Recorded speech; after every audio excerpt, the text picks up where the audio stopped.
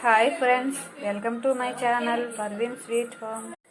ఇప్పుడు మనం కప్పరెల్లాకు గురించి తెలుసుకున్నాము. దీన్ని కప్పరెల్లాకు అని అంటారు. ఈ కప్పరెల్లాకును ఫస్ట్ వాష్ చేసుకొని ఇట్లా తడి లేకుండా కాటన్ క్లాత్తో తుడుచుకోవాలి. స్మెల్ కూడా బాగా వస్తుంది, వాము స్మెల్ వస్తుంది. ఇది ఈ ఆకుని వాము ఆకు అని కూడా అంటారు. ఇప్పుడు ఈ ఆకు వల్ల ఏమేమి యూసెస్ ఉన్నాయో తెలుసుకున్నాము.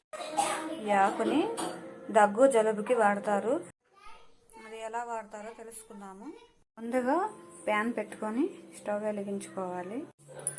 ప్యాన్ వేడయ్యాక ఈ ఆకుల్ని ఇలా వేడి చేసుకోవాలి. ఇట్లా వేసుకొని వేడి చేసుకోవాలి. ఈ ఆకు కొంచెము వేడయ్యాక స్టవ్ ఆపేసుకోవాలి. ఆకు వేడైన తర్వాత ఇట్లా రసం తీసుకోవాలి.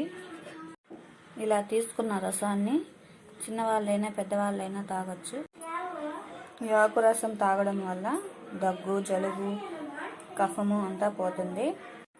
ఇది బాగా పనిచేస్తుంది ఫ్రెండ్స్, మీరు వాడి చూడండి.